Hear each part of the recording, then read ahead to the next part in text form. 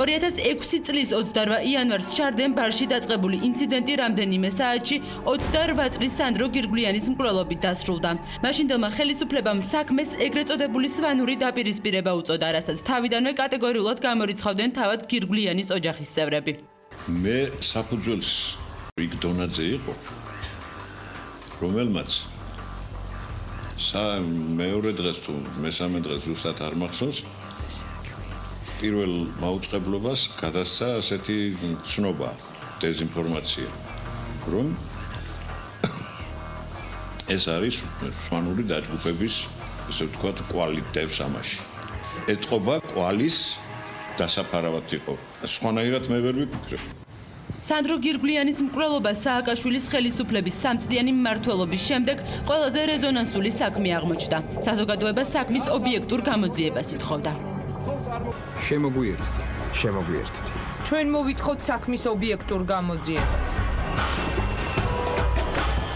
მსახიობები, პოლიტიკოსები, ჟურნალისტები, საზოგადოებისთვის ცნობილი პირები და მოქალაქეები ერთი მიზნისთვის გაერთიანდნენ. დაისაჯო სანდრო გირგვლიანის მკვლელები, ამ მოთხოვნით მასშტაბური საპროტესტო აქციები თბილისის ცენტრში სისტემატიურად იმართებოდა. ჩვენ მოვითხოვთ შემსრულებლების და ორგანიზატორების დასჯას. საზოგადოების კიდევ უფრო მეტი აგრესია გირგვლიანის საქმეზე 2006 წლის 6 ივლისს 4 პირის დაკავებამ გამოიწვია. შეიცვალა მოთხოვნაც დაისაჯონ სანდრო გირგვლიანის მკვლელობის დამკვეთები. გირგვლიანის მკვლელობიდან რამდენიმე თვეში თანამდებობა სამართალდამცავი უწყებების მაღალ ჩინოსნებმა დატოვეს. მათ შორის შარდენის სუფრის წევრმა კონსტიტუციური უსაფრთხოების დეპარტამენტის ხელმძღვანელმა დათა ახალაიამ და ამავე სუფრის ერთ-ერთმა სტუმარმა და მაშინდელი გენერალური ინსპექციის უფროსმა ვასილ სანოძემ. გირგვლიანის ოჯახის წევრებმა საქალაქო სასამართლოს გადაწყვეტილება ყველა ინსტანციაში გაასაჩივრეს. საქმეში ჩნდებოდა და ქრებოდა ახალი მტკიცებულებები, თუმცა დამნაშავეთა ვინაობა და მოსამართლეთა გადაწყვეტილება უცვლელი იყო. საქმეზე 2011 წელს ვერდიქტი გამოიტანა სტრასბურგის სასამართლომ.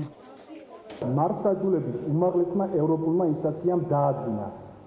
ციტირებ: სასამართლო გაუგნებულია იმ ფაქტით, რომ სახელმწიფო ხელისუფლების სხვადასხვა განშტოებები, შინაგან საქმეთა სამინისტრო, პროკურატურა, საჯარო ახსნების დეპარტამენტი, შიდა სასამართლოები, საქართველოს პრეზიდენტი და ასე შემდეგ, ყველა ერთად ხმაშეწყობილად მოქმედებდა იმ მიზნისათვის, რომ ამ შემზარავი კვლელობის საქმეზე როგორმე არ განხორციელებულიყო მართლმსაჯულება. საბოლოოდ კი სანდრო გირგვლიანის მკვლელობისთვის დაკავებული 4 პირი სამწლიანი პატიმრობის შემდეგ პრეზიდენტის შეწყალების საფუძველზე პირობით ვადაზე ადრე გათავისუფლდნენ. საქმე კი დახურულად გამოცხადდა. გირგვლიანის მკვლელობის საქმეზე წაყენებული ბრალი ვანო მერაბიშვილისთვის უკვე მეოთხეა. მას პროკურატურა ასევე კვარიეთში კერძო საკუთრების მითვისებასა და საბიუჯეტო თანხების პარტიული მიზნებისთვის გამოყენებას ედავება. ყოფილ პრემიერს და შინაგან საქმეთა ყოფილ მინისტრს ბრალი 2011 წლის 26 მაისის საქმეზეც დაუმძიმდა.